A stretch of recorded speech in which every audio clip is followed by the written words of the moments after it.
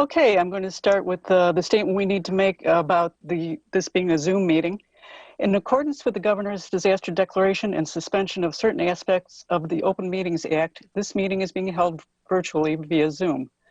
The public was invited to provide input via email before the meeting. The Zoom information was published with the agenda so members of the public may attend the meeting virtually and provide input. Okay, let's go ahead and start with roll call. All right, Ms. Salmon. Here. Ms. Bex. I'm here. Ms. Headland. Present. Mr. Miller. Here. Mr. Modica. Here. Ms. Orcherton. Here. Mr. Pania. Mr. Robinson.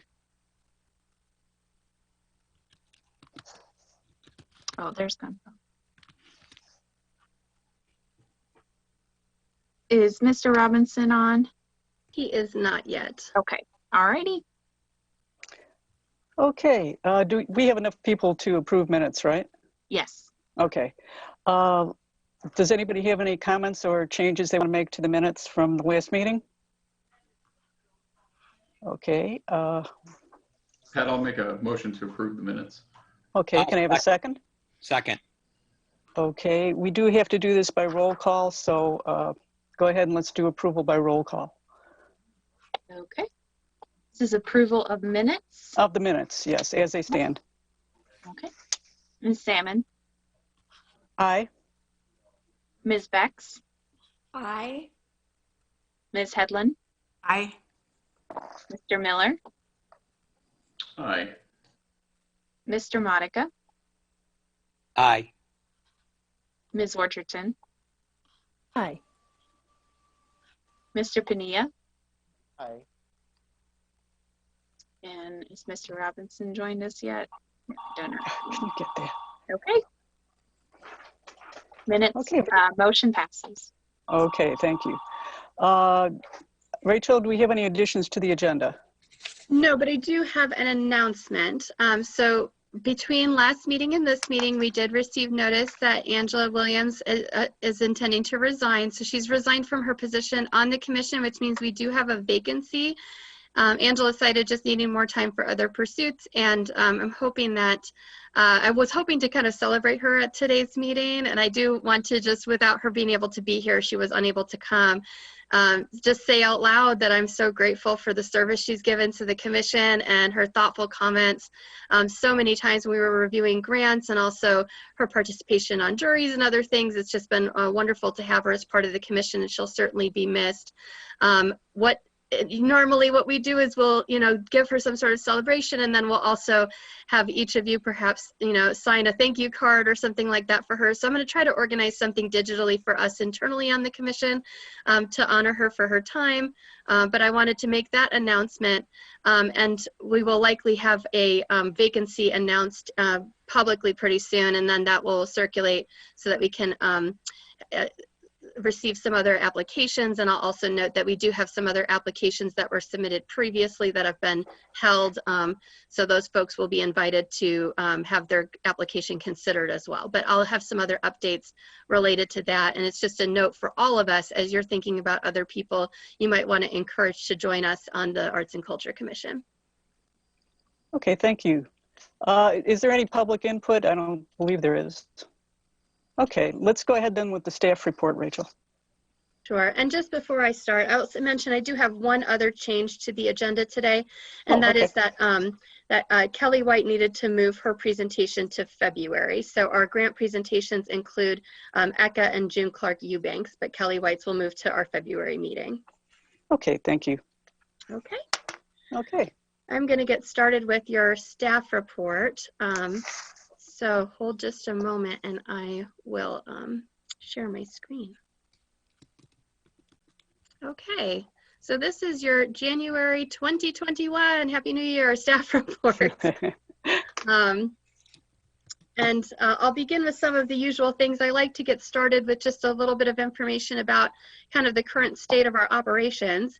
So the Urbana Arts and Culture Program is continuing to spend the majority of its in-person events and programs as sort of suspended or adapted during this time of COVID-19. We are still working remotely, those of us on staff, and many of our events are being held virtually.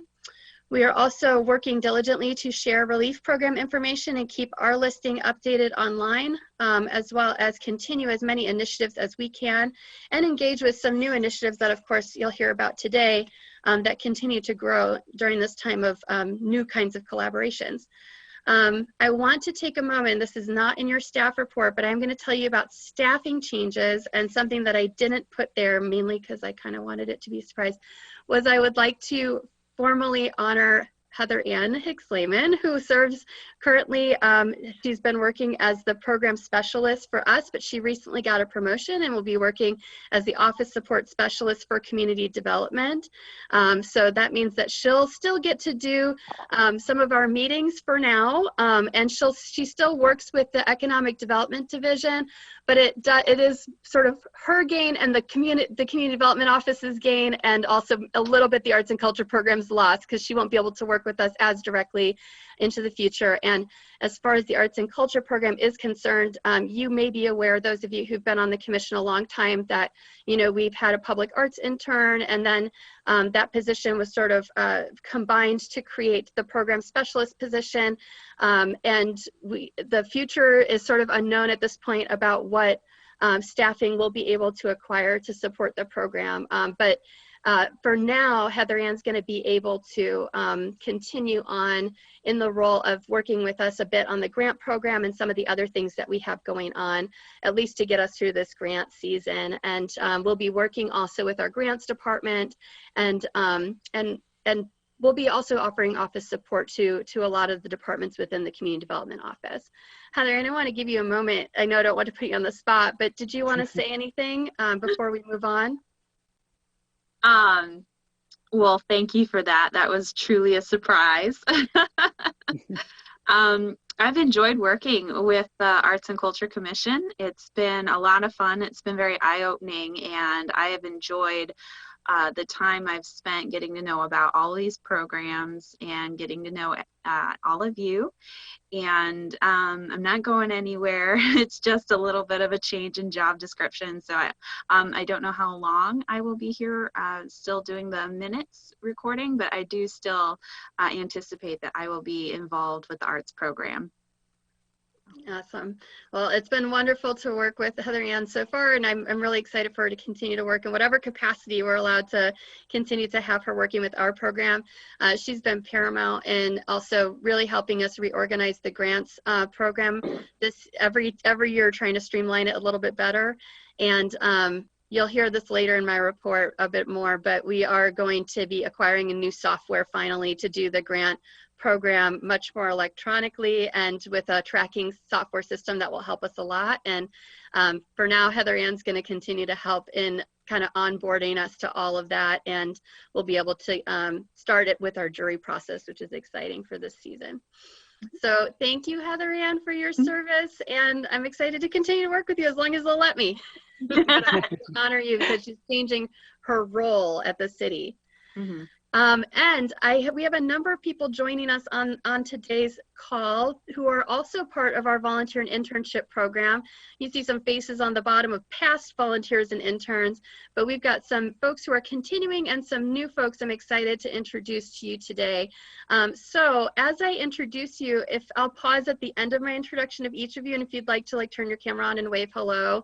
I won't make you say anything unless you want to, but I'd like to introduce each of our new arts and culture interns. So first off, I want to talk about Natalie Weiss. Natalie Weiss is a sophomore at the University of Illinois. She's pursuing a degree in urban and regional planning. You were introduced to her last fall because she's actually continuing her internship. So what's really exciting is that because she has an interest in planning, we're building some specific planning experiences as they connect to arts and culture. Our hope is that she'll be able to work on some of our contributions to the comprehensive planning efforts that will happen, including our 20-year comprehensive plan as it relates to arts and culture. But she's also, one of the first things she's doing is she's giving our Young Artist Studio workshop for February on Chinese paper fans in celebration of Chinese New Year. So I'm really excited about that program. And she'll be able to be involved in a number of things that we're doing that'll hopefully give her a lot of experiences in her career field of planning and arts education. Hannah Darcy is our other intern that is continuing. She's a PhD candidate in biology at the University of Illinois. We're excited to have her working on some STEM to STEAM initiatives, something that we haven't done necessarily programmatically as a program very much in our past. So I'm really excited to kind of do a little bit more that direction and promote STEM to STEAM in our schools through maybe offering some curriculum or developing some other things together. So we're hoping to develop some resources, and Hannah will continue this spring semester as well. And then I've got some new students introduced. Madison Wilcoxon comes to us from Parkland College. And since I didn't pause between Natalie and Hannah, maybe I'll wait till the very end and let you all say hi. So let me get through all the biographies and then we'll all say hello. So Madison Wilcoxon is studying graphic design at Parkland College. This is actually her last semester. And she's doing an interesting internship that will allow her to work with us, the Urbana Free Library, and the communications specialist at the City of Urbana. So she'll get some experiences in graphic design, marketing, and promotion. I'm going to particularly have her work with us on some of our collaborations with the library. I will be her primary supervisor, but the library staff and our communications specialist, Bridget Broyhan at the City of Urbana, will be giving her to-dos that I'll help her prioritize and organize through my supervision. So really excited to have her work with us this semester as well. And she's getting class credit in exchange for her internship. Our first two students, as you'll recall, are actually through the CU Scholars Program at the University of Illinois. Which brings me to our next two students, and these are our brand new students working with us this semester. Both are Urbana High School students. The first one is Tia Randanavong. She's a senior at Urbana High School. She's got a real interest in marketing and is drawn to opportunities that marketing may offer our program. She's undecided about her major, so she's also hoping that this internship is going to help her really hone her interests. And you all know probably by now, but I'm very interested in mentoring students and helping them also think through their arts and culture related career paths. So I'm hoping that we can offer that to her too. And Leo Wiltfong is a senior at Urbana High School. He's also going to be starting at Eastern Illinois University in the fall. So he's really interested too in marketing. So both of them are going to be working on marketing and promotions, social media management, newsletter type related things that'll give them marketing experience for their resumes. And both come through the executive internship program at the Urbana School District 116. All right, so that brings me to the end of those folks. And again, we do really enjoy these partnerships between the Community Engaged Scholars Program and the School of Social Work's Community Learning Lab and Urbana School District 116. But before I move on, and actually I'll stop sharing for a moment so you can see everybody's faces at once. But would you all like to turn on your cameras briefly and say hello? Hello. Hi. These are all our new interns. So excited to see you all. Welcome. So we have 5 new people, 2 continuing and 3 new people. We've got some new students who are also interested in volunteering. So we may have some new volunteers come through. I'm not sure I'll have them come to a meeting to be introduced per se, but these interns will each be putting in a number of hours each week, and we'll have various projects. And as is our practice that Natalie and Hannah are now accustomed to, at the end of their internship, I will have them return to visit you, Arts and Culture Commission, and give you a report on what they were able to accomplish during their semester. So thank you all for coming and joining us today. You're welcome to stay on the call and count this as your work time and attend the rest of our meeting. All right, welcome, welcome. Okay, I'm going to share again and just continue on my presentation.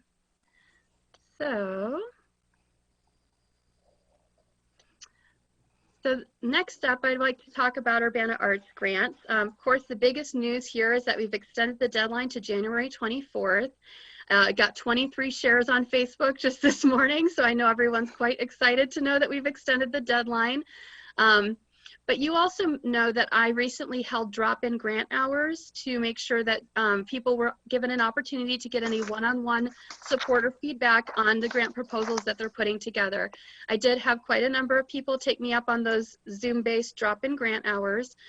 So I am looking forward to a number of applications coming in before that deadline, and every project I've heard about has just gotten me so excited thinking about what's to come for our art scene. I very much emphasized and continue to emphasize that we do score on feasibility, and in a time of a global pandemic, that means we also are asking them to plan in a conscientious way. So I usually encourage them to let us know both a sort of plan A for like if nothing changes with COVID, how are they going, and by that I mean restrictions are still very much in place and maybe we have to make significant mitigations. How will they do an adapted program? And that can include virtual or adapted events. And then if mitigations maybe can be lessened and we have restrictions lifted to a degree and gatherings are allowed, or that, you know, to a greater degree, et cetera, how will that change their proposal? So they're really supposed to outline the COVID plan for their program as well, and they've been encouraged to add in associated costs. So if they need costs for sanitization or things like that, those can be built into arts grants this year. We did share the arts grant COVID-19 guidance as well as a guiding document for how they can kind of think about the grant proposals. But I have seen a lot of really wonderful things. Because we've had a successful season with allowing murals for the first time in a while, or in ever. I'm excited to continue that. I think it's a great year to see more arts that one can encounter outside. And so murals, sculptures, installation works, those are really encouraged this cycle. And I'm in the process now of really trying to build a lot of important documents up that will serve as guidance for folks who do decide to pursue murals and that sort of thing. So they include things like ensuring the plan takes into consideration historic preservation needs, or, you know, kind of a checklist of things that one would do if they would like to pursue a mural. So those are really great things that are just really building for our program, so that we have a lot of set guidance that we can give anyone who's interested in pursuing those forms of art. Let's see. So apart from that, I just want to mention the Great Art Doors recently de-installed. So all of those artworks came down. One of our presenters today is Eka for our grants, and she was actually one of our 10 featured artists in the Great Art Doors, and I think May mentioned that as well. But we're really excited to have this collaboration happen. Really unique in that we were able to work with Champaign, Urbana, both park districts, you know, the 40 North, and also Spurlock Museum being the primary funder, was just a wonderful contribution. Spurlock has let us know they are interested in continuing this relationship and are hoping to perhaps do a second round of the Great Art Doors this upcoming spring. We're also looking for ways to continue to create civic engagement in connection with the Great Art Doors. So we had talked about putting together a panel discussion of participating artists, that type of thing. So my hope is that I'll have more information next month to release about any programmatic things we'll be doing in connection with the Great Art Doors. And of course, anyone who's still interested in putting art in public places and giving it a signal to the rest of us of where to find it, they can hashtag any photos, CU Art Doors, and share with us where we can see outdoor art that any community member is putting outside. We continue to do the Art Inspired in Urbana highlights. These are Monday highlights with the Urbana Free Library. They were on a little hiatus over the holiday closure of the library, but we are going to be kicking these back up. So always looking for new artists who might want to be featured here. And of course, my biggest news is that we have also named our next poet laureate, and that is Ashanti Files. So the City of Urbana Mayor's Office and our program have named Ashanti Files the second poet laureate for the City of Urbana. Ashanti was born in Chicago, Illinois. She moved to Urbana in 2004. She lives here with her husband and 3 daughters. She works as a registered nurse at Rosecrans in Champaign, where she works on mental health and addiction services. She's published her poetry and fiction writing in a number of journals, including most recently the Northern New England Review. and Front Lines, Poetry of Nursing and Pandemic Perspectives, and is forthcoming, has a role in something called the Four Colored Girls graphic novel adaptation. She's also published her own poetry, Woven, Perspectives of a Black Woman, and she's the founder of Writers of Oya, which many of you may recall is a 2-time grant recipient program for middle school girls of color, encouraging poetry writing and spoken word. Through her mentorship, Writers of Oya have performed on CI Living, Poets in the Park, Pygmalion Poetry Marathon, the March for Nonviolence, and most recently, Station Theater's Enough, Plays to End Gun Violence. The girls have also appeared in Luminous Magazine, Art Now, Talks with Tari on 104.5, and the Independent Media Center's Sounds Like Community. And believe it or not, the participating middle school girls are also going to be publishing their first collection of poetry, Unmasked, forthcoming in 2021. So very exciting to have her as our new poet laureate, and particularly thrilled because, as you know, we're kicking off our first youth poet laureate as well. And because of her mentorship with teens, I think she'll be able to work just wonderfully with our new teen student that's coming in. And that, my update about the Youth Poet Laureate is simply that that deadline continues to be extended, so we're still seeking applications. So if you know a teenager between 13 and 18 who would like to apply, they should. I also mentioned in your report that Ashanti will have a virtual reception celebrating her, and that is on January 21st at 5 p.m. There's a registration link at our urbanaillinois.us/poet, and it'll be also promoted a lot in the next few days online. So just be sure to save that date. And tomorrow we'll be signing our contract with Ashanti and be talking about lots of different initial things that she'll be doing and what we'll do publicly to celebrate her tenure. But any collaborations folks who are listening or our commission members would like to have with Ashanti, please reach out. I'd love to get her schedule full of different engagements and things to do while she's our poet laureate. And do send this out, and I'm happy to also attach our programmatic advertisement for the Youth Poet Laureate program to anyone who might be able to help us get the word out or continue to do that. The things that I've been recently doing to promote the Youth Poet Laureate program include also visiting high school classrooms. So I recently visited a classroom at Uni High. I'm going to another one next week, and I've been in touch with Urbana high school teachers about visiting through Zoom their classrooms to talk about the Youth Poet Laureate opportunity as well. Okay, that brings me to some of our staple programs. The Young Artist Studio continues as a virtual program. Our next one is Kids Learn to DJ, this upcoming Sunday, January 24th at 3 p.m. All Young Artist Studio workshops continue to be virtual until further notice. These are, of course, our free arts workshops led by local artists on a wide variety of arts topics for kids 5 and up. What was really interesting is we did have some technical difficulties for our December workshop with Dawn Blackman, so she's actually rescheduled now to March.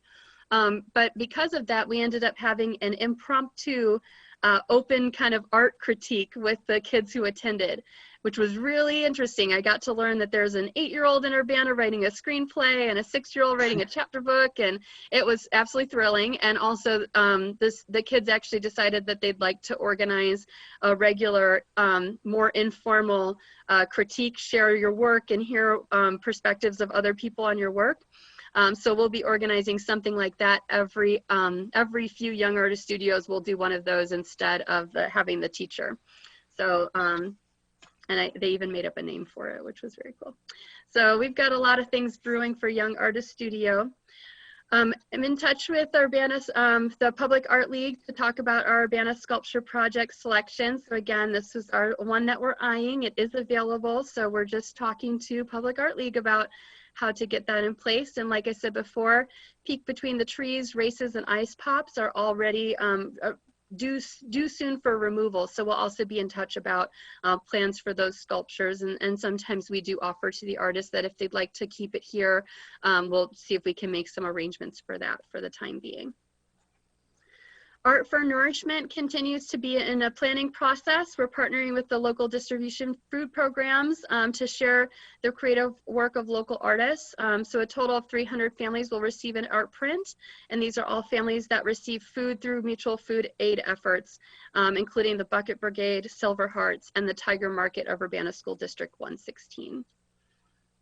Want to quickly mention that while our exhibits are temporarily suspended for Artists of the Corridor due to COVID-19 mitigations, we are currently exploring alternative exhibition methods, and the library is hoping to reopen at some point. When they do, we'll also try to do even half of the exhibit up in the library space where it could be viewable.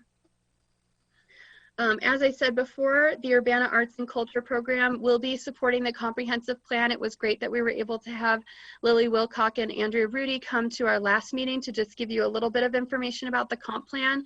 But this is very important, right? We're talking about Urbana 20 years from now. What do we want to see as far as arts and culture is concerned? Our Arts and Culture Commission should be at the forefront of that discussion. So I really want to build this into how we think about visioning for this year for our program, and then also really see ways that we can programmatically support the comp plan. And what we've talked about so far, which was touched on at last meeting, was deciding that there might be some signature programs that we do that are effectively sort of co-sponsored by Imagine Urbana that would invite some community input and feedback through arts expression. And so that can be some listening sessions, or an Imagine Urbana sort of themed open scene, for instance, or a young artist studio where kids are imagining Urbana, because fun fact, in 20 years, kids are actually going to be the ones in our seat, you know, a lot of folks. So it's really exciting to think about them playing a central role too, and thinking about what they might want in the future. And then lastly, we just continue to share information about individual artists and arts organizations' COVID-19 relief. This continues to be a pretty useful guide detailing COVID-19 resources from Americans for the Arts. And it's one I've been sharing out. We do, as you probably have heard, the city has received other kinds of funding, and we've been really trying to get the word out to local businesses. So we also do maintain our city page where people can apply for different funding support and relief monies.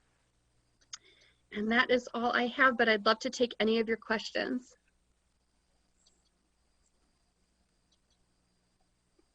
Okay. Any questions? If not, let's go ahead then with the first grant presentation. That would be Eka, who's going to present on her 2019 Urbana Arts Grant, Magic Lantern 2.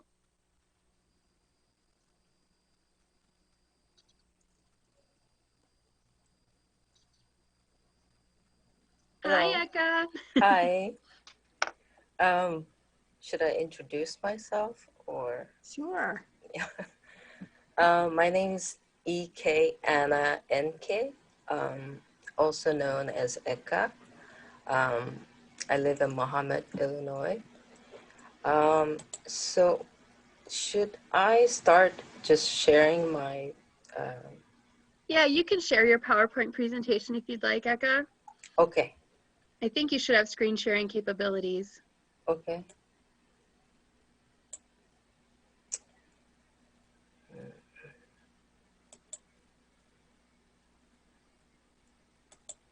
I should also give Eka a shout out. She recently did another one of our virtual young artist studio workshops, and actually the month before last, it was some of the student drawings that were produced in her workshop that I shared with you. So I'm glad that our artists tend to work with a lot of different of our programs. I'm seeing your share screen, so everything all right? Look ready, I think? Yeah. All right, go for it. So some of you may remember my first Magic Lantern project, which was the previous year. Well, that was grant year 2018, and I presented it in 2019 at the Urbana Free Library. And the Magic Lantern is an ongoing series of animation projects which explore and combine the use of the old and the new technologies. And in this case, the project was focused on 3D printed zoetropes. And originally, the final presentation was supposed to be held at the library again, but then COVID, the shelter in place happened, and everything was canceled. As I have mentioned in my report, I had initially relied on a lot of people to help me guide through this project, and it just was not possible during the lockdown. And anyway, long story short, I'll just give you a quick summary of the presentation that I gave. And hold on. Okay. So these are, the presentation was actually a webinar format. And again, the library hosted the streaming. And I'm very grateful for that. Also, I'm sorry, I think I forgot to thank Rachel the last time I gave the final report, because I'm very nervous just being here, even through Zoom. Back to the presentation. So it was divided into two parts. The first part, I focused mainly on interactive art and animated short clips that I had made. And this is actually a work in progress, photos and videos of the great art doors piece you may have seen if you live around Urbana. These are some of the animated shorts, and a brief refresher on the previous Magic Lantern. These are various video clips. Same thing. And then I actually went to a live view of the 3D printed Zoetrope, but at the time I was having technical difficulties and I couldn't show the final animation. It's only 40 seconds long, so I think I would like to show it to you today. Yes, please show it. This is actually a bunch of work in progress photos, which you can find on my website. It's a bit crazy, but it's kind of fun to look at them. So this is a short video, and you'll see what I did with all those crazy parts. Here you go.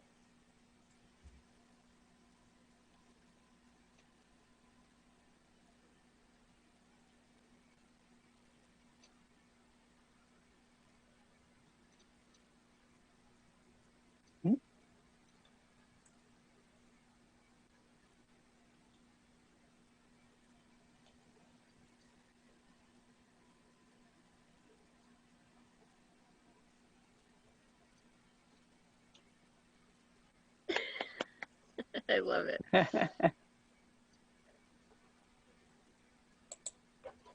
And that's it. I have some questions. Yes. So can you explain? So it was, those pieces were 3D printed Yes. and then you filmed them, and that's where we get the animation. So it's sort of a combination of old technology in terms of old animation, things like the Zoetrope, with new things like 3D printing and also the video and other kinds of technologies, correct? That's correct. Actually, even before the 3D printer was even involved, I worked out the entire animation in CG. It's a CG modeling program, and I pre-visualized everything and then printed those parts individually. And and then put them all together like you would with a modeling kit, those airplanes or boat models. The process was very similar, lots of glue and stuff like that. And, you know, and then that's it. That's what you see. All that work for a 40-second video, but it was a lot of fun. No It's really regrets. brilliant. You always are good at combining like old and new technologies to make something new. It's always so innovative. And I'm curious to ask you, and I'm sure this is on the minds of our commissioners as well, what's next for you with this work? With this work? Because you continue to grow it. This is the Magic Lantern 2. And I'm curious, like, what has this taught you and what are you excited to do next with animation? Well, ideally, at some point, I would love to invent my own contraption, but I'm not there yet. I'm still using existing technologies and combining them, and zoetropes have existed before in another century, actually. So I'm not inventing anything new here. I'm just remixing, if you will. But it would be really cool if I could invent a new way of viewing moving pictures. Yes. But, we'll see. It's exciting stuff. And, I have to point out, because the slide passed quickly, but, the piece that Eka had in our Great Art Doors was a lenticular, and it was called Points of View, correct? Yes. And so this work, I really do, associate your work in a lot of ways, because you have different kinds of work you've shared with us in the past, including, your illustration work. But when it comes to this and the animation, which of course combines your illustration work, but I really think about how you're able to make something move, and that really, the lenticular is part of that as well. It's really interesting combining old and new. And I'm actually not so sure who on here is familiar with zoetropes, but you'll probably know one when you see one. Yes, I do like art that is interactive, and and you can watch the viewers actually reacting and moving, physically moving from side to side. That's always quite fun. Yeah. And rewarding too. Any questions for Eka from anyone else? I have one. What materials did you use to create in the creation of this project? It's a 3D print. Is it all plastic or? Yes, it's a plastic called PLA. Apparently they're made from plant materials. Oh. And I don't know how biodegradable they are, but they do recommend not, getting them too wet or sun exposure for a long time. So I guess they do degrade, but I don't know how safely they degrade. I wouldn't put them in my garden, for example. Hopefully they can make something that you could put in your garden. And I'm still learning about the whole 3D printing process. So there are so many materials that you can work with. They now have metal that you can print. You can print wood. Wow. All kinds of things. But, for me, this was a beginner material, but maybe a bit ambitious as a first time 3D printing project. So there was it was a steep learning curve, but it was worth it. And I may do it again, something maybe even more crazy than this. You'll have to top yourself. Yeah. You You really do every time. Oh, I love it. So Any other questions from folks? I have one question. Go ahead, So, Gonzalo. yeah, so yeah, I like your work, and maybe you know William Kendrick is the South African artist, and he's using drawing and moving also, but all technology for displaying photographs and so William Hendricks? yeah, Ken Kendricks. Oh, sounds familiar, but I'm not sure if I do. I will have to look it up. Yeah, but my question is, what are the strategies you are using for promoting your art in the community, so in the Urbana community, besides participating in the Great Outdoors exhibition? So do you display your work in other venues or so? I wouldn't say I have a strategy, but I am very much involved with the artist community in Champaign and Urbana. Um, mostly through Urbana Arts and Culture Program and 40 North.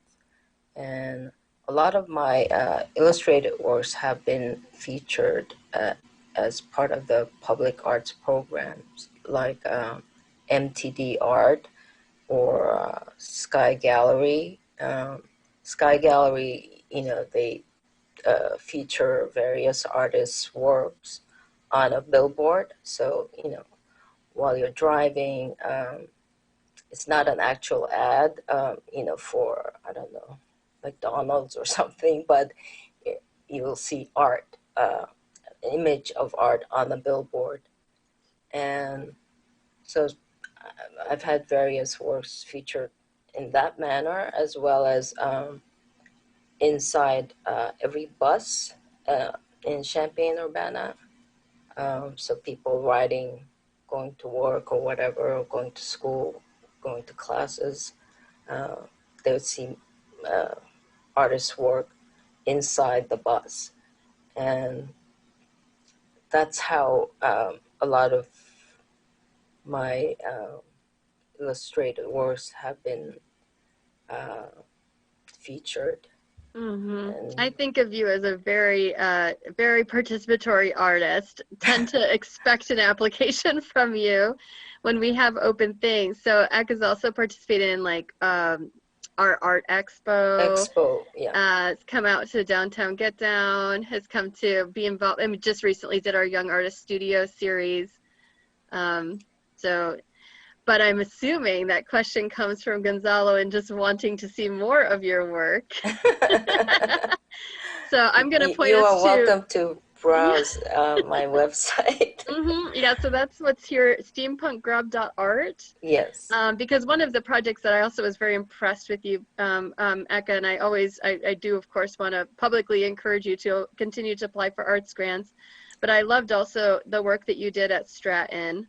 With the mural inside the school. It was really brilliant. And I think some of those things are really exciting. All your projects are, but it would be, I do encourage you to keep applying for grants for the things that you'd like to do. Thank you. Any other questions for Ekka? Okay, Frank, go if not, ahead. yeah. Oh, I see Frank's hand. It really was kind of a follow-up to your comment about Stratton. What other types of projects have you engaged in, or do you anticipate engaging in with schools in the community?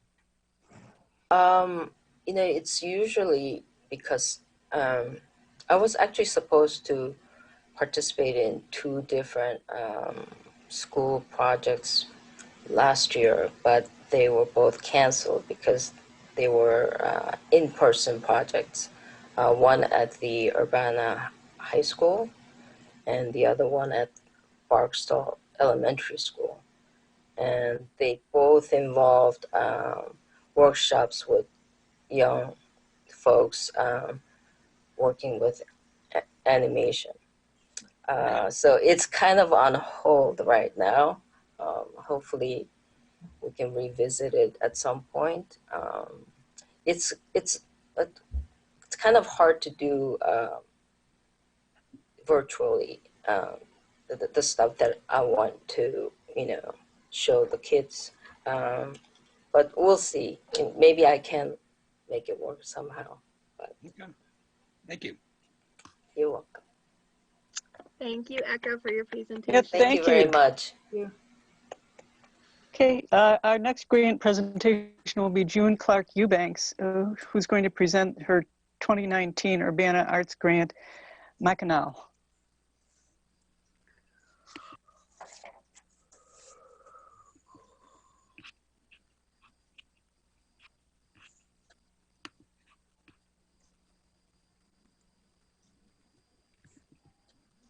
Are you ready, June? There you are. Hi. Sorry, I was trying to unmute. Oh, you're doing great. How are you? Hi there. Hi. Thank you. Thank you so much for having me. My name is June, and I would like to say, just to begin with, that Eka, that was phenomenal. I've never seen anything like that, and I'm just so impressed. I definitely will be visiting your website. So that was just amazing.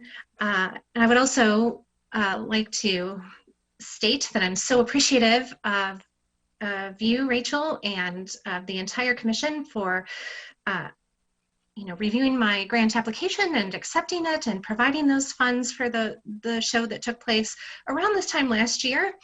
I was very fortunate that we were able to produce the show just in time. We closed literally 48 hours before Illinois went into shelter in place.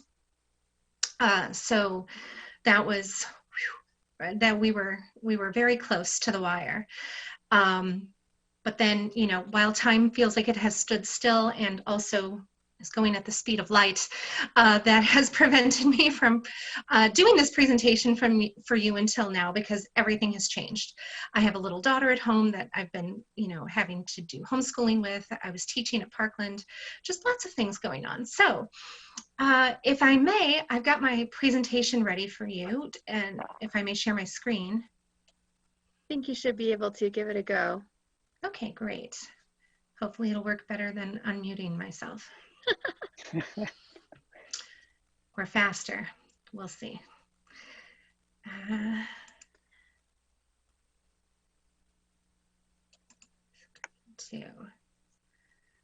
Well, and as you're getting that together, I just want to remind all of us that we definitely understand this is an unusual time in a year, and we're so grateful for you making the time to come and give the presentation, and excited to hear what you have. And you're not alone. There are many people who've been really interrupted by COVID-19. So just know that we're excited to have you here, and we're excited to hear about how it went. And of course, I do know a little bit how it went because I went to the show, but really excited to hear more. Yes, and I really thank you for all of your support and the help that you gave during that. It was amazing. Okay, I see it says I am screen sharing. Do you all see that? Yes. Okay, wonderful. Yay. Okay, so I put together this little slideshow. My project was called 90 Years of the Machine, a theatrical experience. It was to be based on Machinal, which was written by Sophie Treadwell, and of course I directed it. So I'm going to go to the next slide. This is just a look at the first few moments of the play. The first episode was called On the Subway. So these were the opening moments of Machinal. This was actually at the Parkland College Theater location. We ended up doing 2 weekends instead of the one that I had originally proposed in my application. It was originally to be performed only at the Independent Media Center in Champaign. But I will explain in just a moment here why. Well, I guess I should keep it right here. And I can tell you why it ended up becoming 2 weekends at 2 different locations. So after I had submitted the application, the proposal, and it was accepted, I went about obtaining the rights to the play itself. And I discovered for the first time in my adult life that not all plays are owned by companies like Dramatists Publishing, and usually always, whenever I've gone to produce any play, it doesn't really matter where you're from or where you're doing the show, as long as you give them the money for the rights to the play, you can perform it. The rights to this play are owned by the Archdiocese of Tucson, Arizona, and it is sheltered and protected by nuns who only allow you to purchase the rights for this if you belong to an educational institution or a professional theater company. So as I was neither representing a professional theater company or an educational institution, I was refused, which was very disappointing. I didn't want to have to, chuck the whole program, the whole project. So because I was teaching Theater 100 at Parkland College at the time, I approached Julie Wisher and spoke to her about possibly, combining this with an effort to see if Parkland were to sanction it and they were to write the check for the $800, would we be able to perform it there and also in Urbana at the IMC? So once we got that all cleared, of course, the answer was yes. And thankfully with this partnership with Parkland College, and so that was not only Julie Wisher, but also Brian Morgan and Heather Ann Lehman, who did a great deal of work on this. And, Heather Ann is to be thanked profusely for the success of this as well. It was able to have a successful run in the end of February of 2020, and then the first weekend of March at the IMC with the help of Karen Medina and her lovely husband, Stu. So at the Parkland College location, we had access to lights and a lighting grid that were really just phenomenal. So I had a student designer design the lights for that. I designed the backdrop, which is based on a painting by Edvard Munch called Anxiety. This is an expressionistic play. I feel that this expressionistic painting has always spoken to me and gone hand in hand with this script by Sophie Treadwell. And some of the students who were in the show helped paint that set. So that was an amazing addition, a wonderful additional experience to have while also directing the show, rehearsing the show, doing design and production meetings. Okay, so the goals of the production as I laid them out in my application for the grant. I discussed how this project was going to tell the story of a desperate woman whose choices are curtailed due to her gender and social financial status. So I was aiming to employ many women and artists with few opportunities elsewhere. I was looking to hire people of color from diverse cultures and backgrounds and sought to include differently abled artists. I also sought to address discrimination, sexism, and the recurrent oppression of women by acquiring an artistic team and audience that are reflective of Urbana's diverse and underserved population and the community at large, all of Champaign County. And we had people come from, Chicago and other states even too.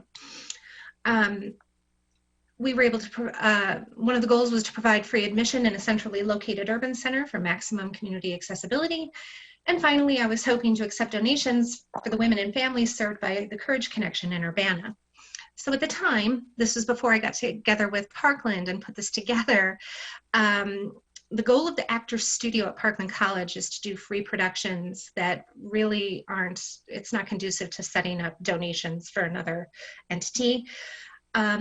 So looking at that and knowing that it was going to be split between 2 weekends, that was the only goal that we didn't really achieve, was accepting donations for the women and families served by Courage Connection.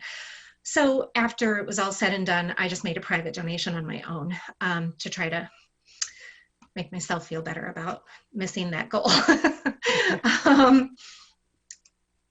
So I do feel that we achieved a lot in, of those goals, and I was very happy. I certainly didn't do it alone. So I've interspersed photographs throughout my presentation so that you can see some of the photos that from the production itself. It was a play told in 9 episodes. So 1-act play told in 9 episodes, showing you the different phases of a woman's life. And even though it was written in the 1920s, I feel that it is allegorical and it's a story about every woman. So each woman was played by a different young woman for each episode. This was followed along by the scarf that they would exchange in between scenes. The actresses would break character, come down stage, exchange this scarf, and just talk to each other, murmur, give each other hugs and kisses, like well-wishing each other as they moved into the next scene. And they took the audience through work, home, marriage, a honeymoon. This is maternal after she gives birth to a baby. And she's clearly suffering from postpartum depression. And it goes on to her having a lover and the fallout of what happens from that relationship. It's a surrealistic play, so in her second internal monologue, we became acquainted with the young woman's anguish, and we see that she's trapped. She has no control over her life. The possibilities of love and freedom seem wholly out of reach. So I wanted to talk about the impact of the Urbana Arts Council funds and the artistic support. I mean, I could go on for hours about the positive impact of receiving this grant, receiving these funds and being able to do this. I moved back here to this area in 2013. I lived here in the early 90s and I was a Parkland student myself. But I moved back here in 2013 after living in various cities where I was a director. I got an MFA in directing at Illinois State University. I moved to the Miami urban area, directed Taming of the Shrew there. I lived in New York City. I directed an original play there. Then I lived in Chicago. I directed several plays there. But then when I moved back here, being a single mom and having limited resources as far as babysitting was concerned, it was difficult to get out and try to direct anything. And then by the time that I did, I found that it was an uphill battle. And I'm sure many of you who are artists, find it's difficult, first of all, to get someone who's going to fund you. It's just not easy. To find a place to do what you need to do, also very difficult. And then there's the additional pressure and the additional obstacles of being a woman who was unknown from the area. I hadn't lived here in over 20 years. Our theater, it's an unusual set of circumstances here in Urbana-Champaign. There's so much theater. It's all over the place. It's really the best place to live in the state after Chicago when it comes to theater. It's amazing. People go to plays. It doesn't take much to get them to go to plays. So this untapped resource of the Urbana Arts Council and the funds, I mean, I'm pushing it all the time because it's amazing. People want to go and participate in live theater, which is a wonderful thing. But at the same time, we're kind of archaic in the way that these theaters are run and the types of plays that are done. All of the theater companies, both educational and non-educational settings, are run by white male artistic directors. Most of the plays that are done, recently there was a BIPOC conversation through the Station Theater that Rachel Storm, she did the MC, she organized the discussion. And I was shocked but not surprised to hear the statistics of how few plays are done by non-white, non-male people and have been over the past several years. It's just difficult to find the representation. And of course, there's always a bit of, you got to know people who know people to get involved. But coming here with the experience that I had, the education and the experience that I had, it was shocking to find how often I was either told no or more often just flatly ignored when I sent in applications to direct things. So because you all gave me a voice, because you were able to approve my application and give me this opportunity, I was able to give voice to so many other people. I do believe some of the actors that were in the play told me that this was one of the most diverse casts that has ever been on a stage at Parkland College, unless we're talking about the, you know, once in a while there's a play done like Memphis, a play done that, you know, is by a person of color for people of color. But we had just an incredible turnout. So the fact that you were able to give me this opportunity to create theater written by a woman, but about women, featuring women, and other non-white artists was just incredible. Secondly, the artistic growth of the young people from Urbana and the community at large was just amazing to watch. Because this was partnered up with Parkland College and we did this through the Actors Studio, there is a restriction. That's a bad word. I don't like the idea that it's a restriction. I thought it was wonderful that the cast had to be students, Parkland students, which was great because it gave these young people this opportunity to audition and perform on stage, and do a story that they had never heard of and bring their own, you know, artistic contributions to it. I had a young man named Excellence Onalundala, who was my assistant director on this.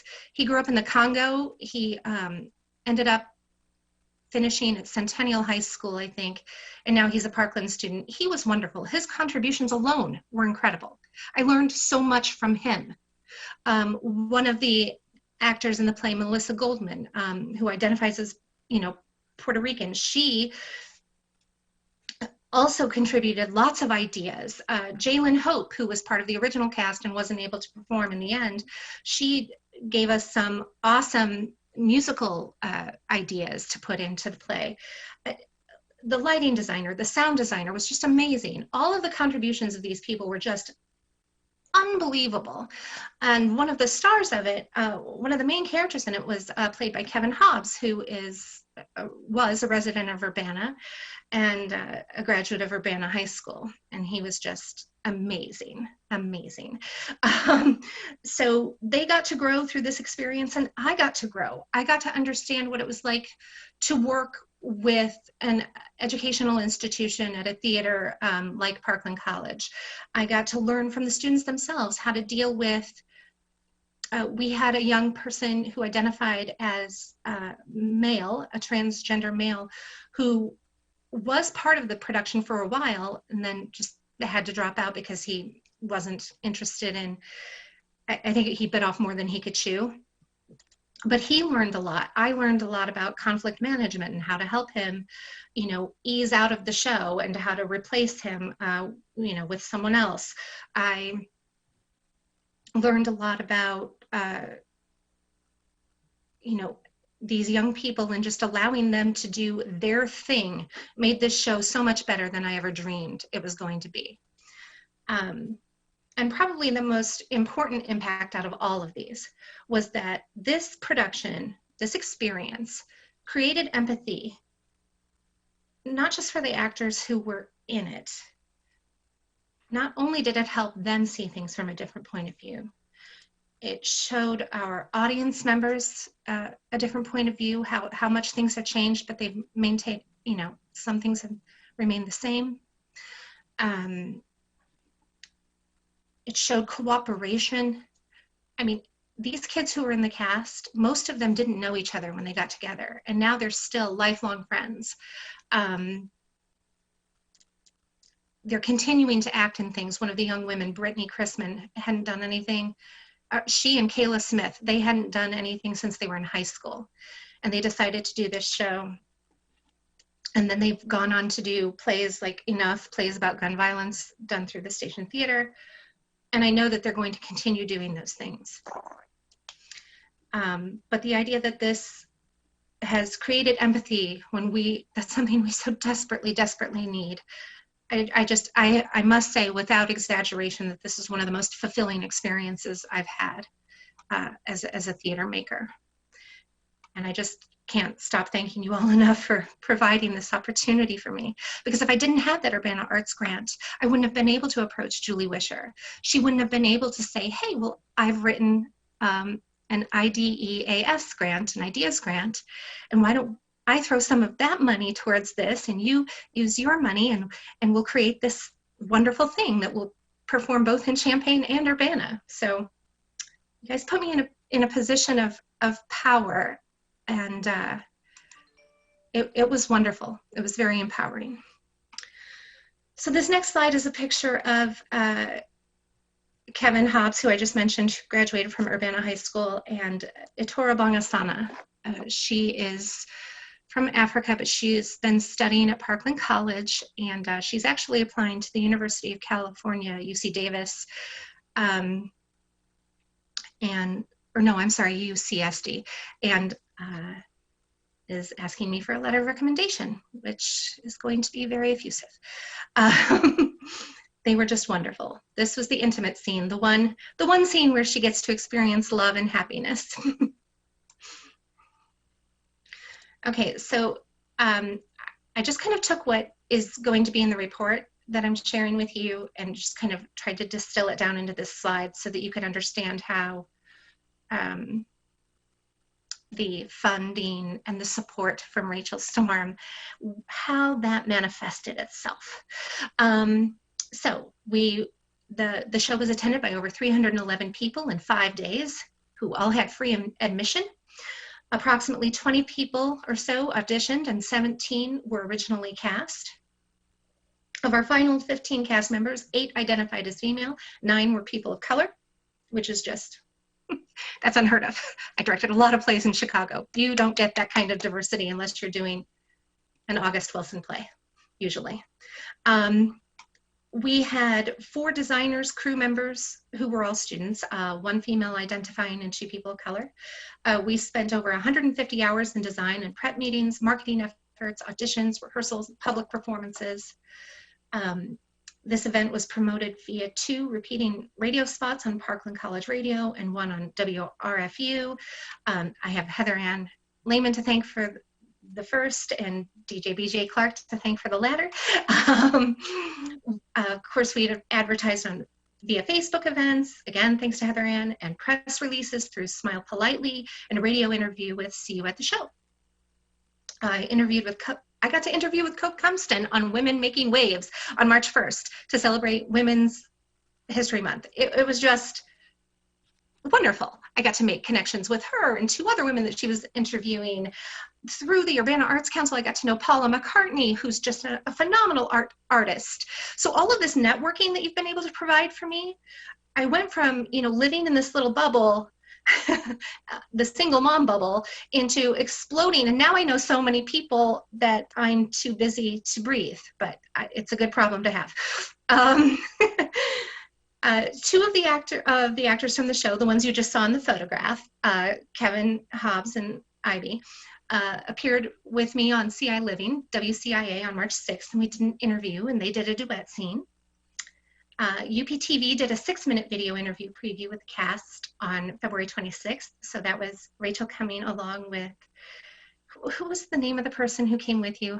Jason, and he's on this call.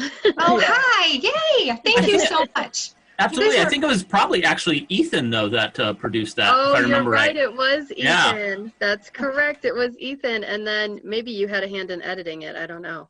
And in fact, I think that was Kevin. So it was done entirely by our part-time staff. I didn't have anything to do with this one. But they did a great job. The video turned out great. Yeah. It really did. It so did. This is the most amazing thing. So if you want me to share like a link to that with you guys before this is over, it's just awesome. Because then you get to see the young actors who were a part of it and a couple of the young designers too. We received a very lovely review from Kenia Hughes and Smile Politely on March 10th, and a glowing review from Eric Schott of See You at the Show on March 6th, which was just incredibly good press.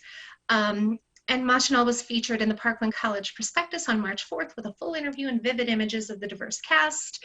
Not to mention the fact Heather Ann arranged for archival video to be taken. There's a link to that in case any of you missed it and would like to see it still. You know, I could get you a link to it because I'm just so proud of these people who worked on it.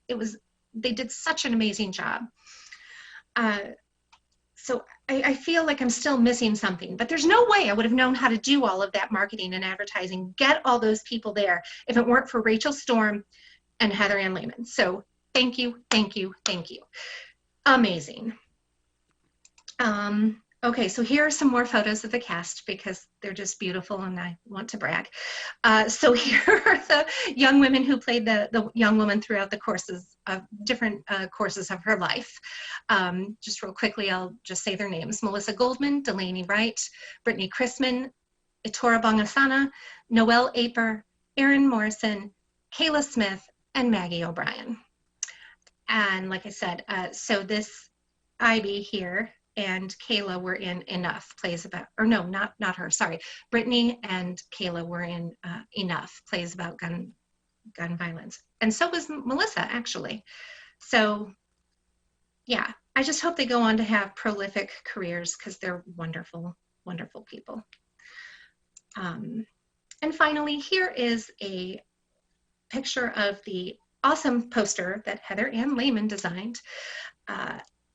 And you can see here that it gives credit to the Urbana Arts and Culture Program, as well as the Parkland College Ideas Grant. I just thought that was such a lovely poster. It's dirty and rough and beautiful all at the same time. So amazing job there by Heather Ann. Like I said, I could talk for hours, so I'm going to shut up. If any of you would like to ask me any questions, please do. Thank you, June. What questions do we have for June?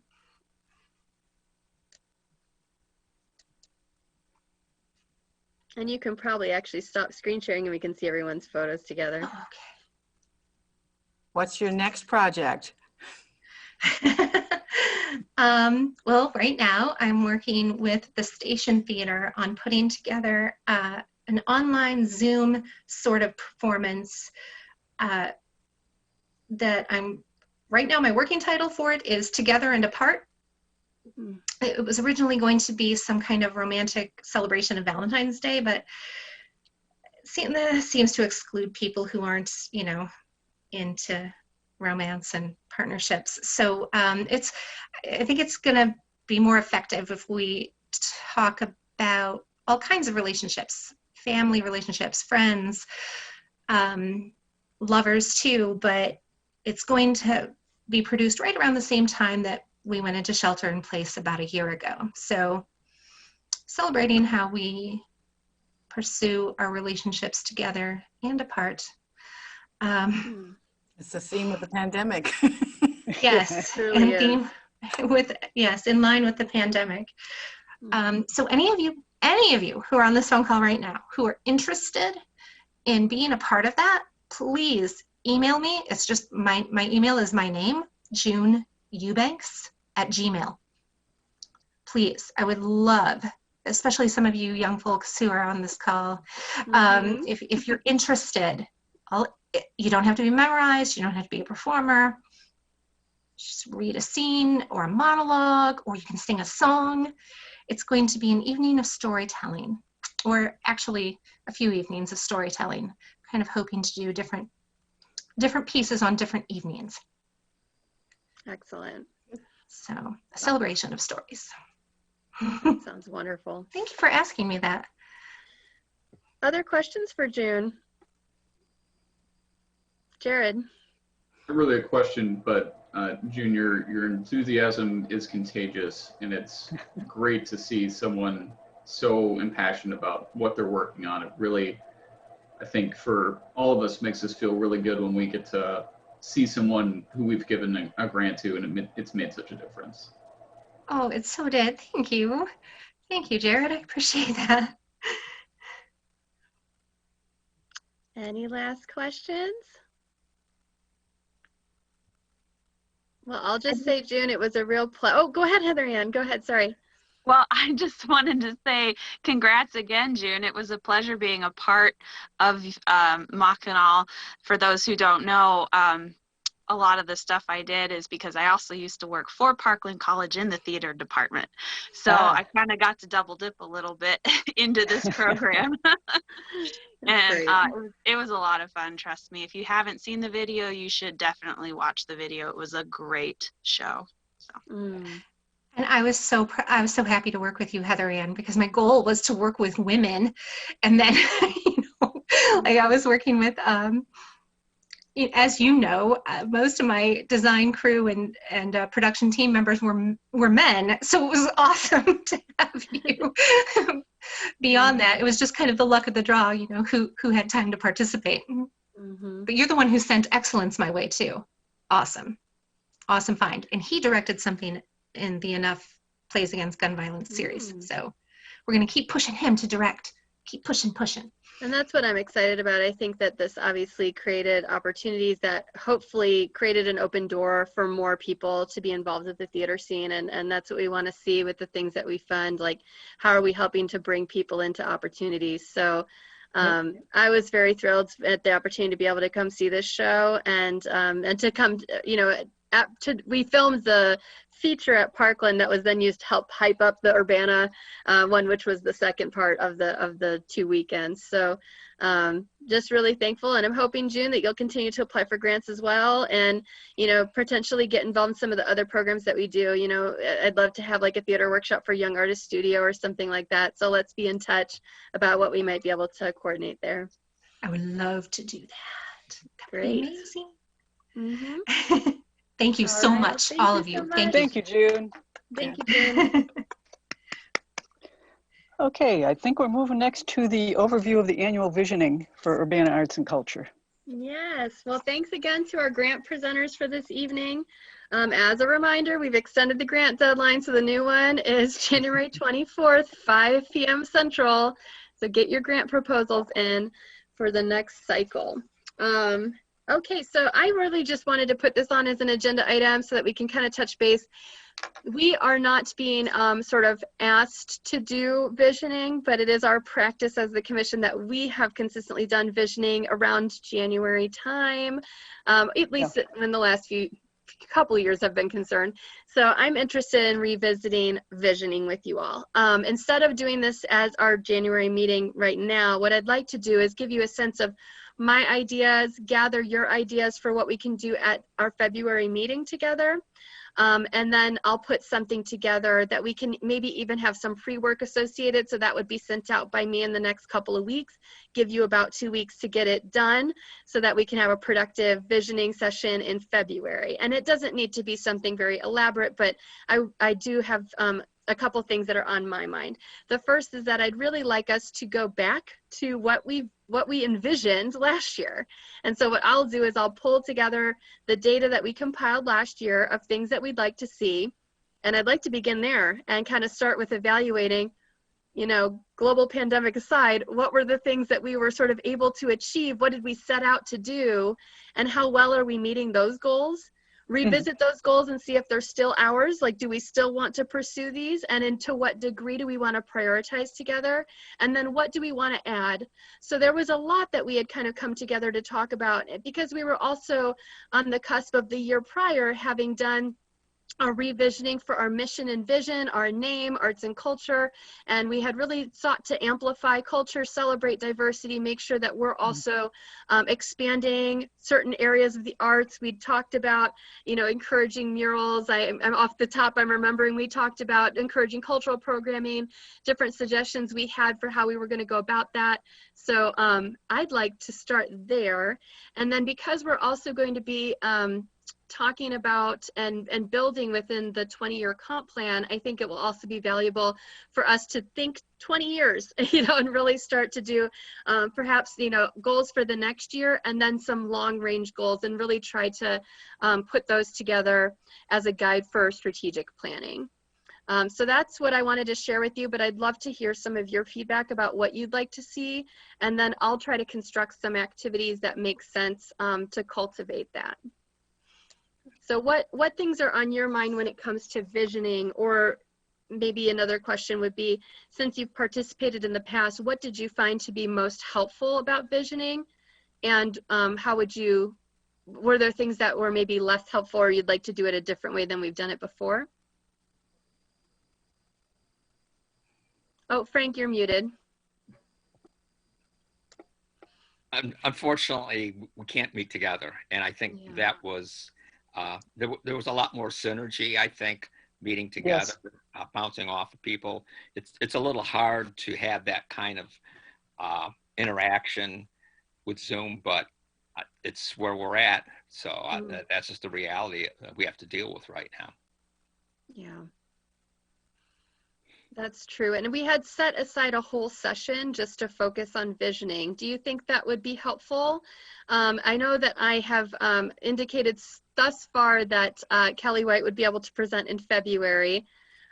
She probably wouldn't be heartbroken if I had to bump her to March, but so far I don't have other people I've promised can do grant reports in February. So it could be possible for us to say no grant reports and we're just going to focus on visioning. Is that something that sounds desirable?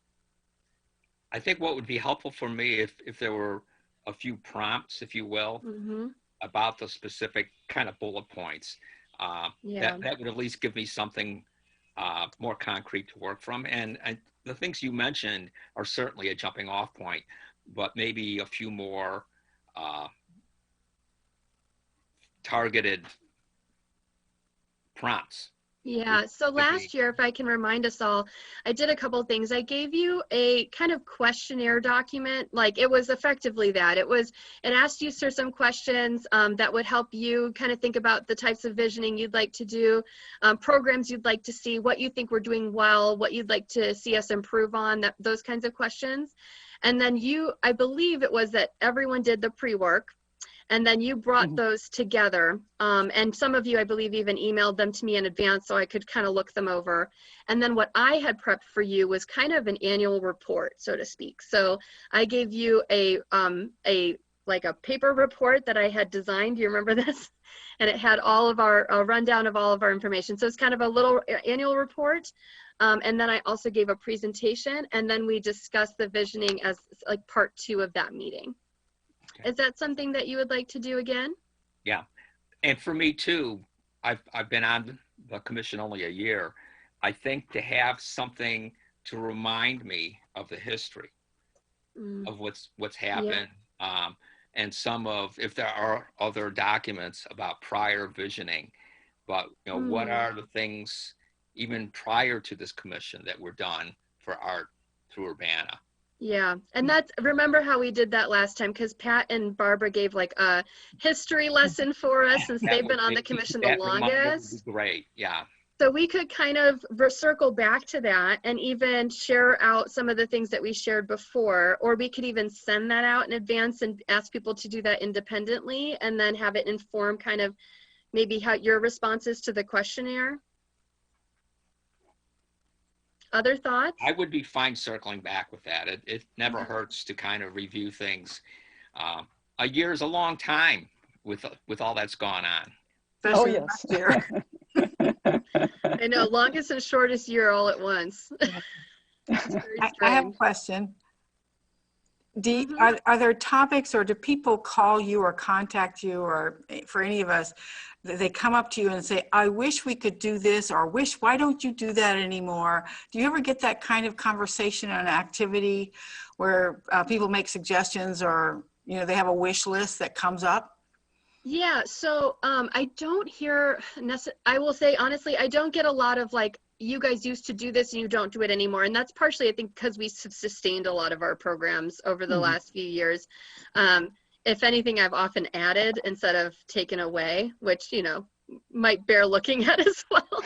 But I think that what I see more often, like for example, Frank and I were working together a little bit on our outreach for artists and audiences with disabilities and neurodivergence. And so when I had a listening session with people who were interested in that topic, a lot of the feedback was just, finally, can we have this conversation? And this is so necessary.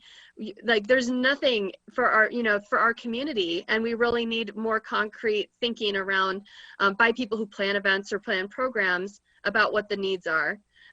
Or, when I've talked to teens about what would you like to see, the feedback is like, yeah, there isn't enough teen programs in the arts. So, it's more just like maybe the community saying where the absences are. Is more the feedback that I've seen. And then things like real gratitude for the arts grants, because they give a very tangible and concrete support to artists. And so, when we think about kind of what are our landmark programs, I of course would put the grant program really high up there on the list. Thank you. And from my perspective, I think the thing that that I feel challenged by, but I don't know how much of this is my perception or reality, but is, we have a lot of things that we've now done for over a decade, and there's still many ways that the arts program isn't just known, like at kitchen tables across Urbana, that people just know what it's doing and what opportunities exist. So I think since we are such a small staff, me and a part-time person occasionally, and some interns and volunteers who oftentimes are involved on a semester by semester basis, I think that the struggle that I feel is just making sure that we're telling our story enough, where people, because I spend a lot of time putting things together. And then that doesn't leave me a lot of time for just like telling the story of how they unfolded and making sure that everyone knows who the arts program is and how they can get involved. I think that's a big part. So when we've talked about things like this grant cycle, it remains to be seen. I'm unsure how many applications we're going to get.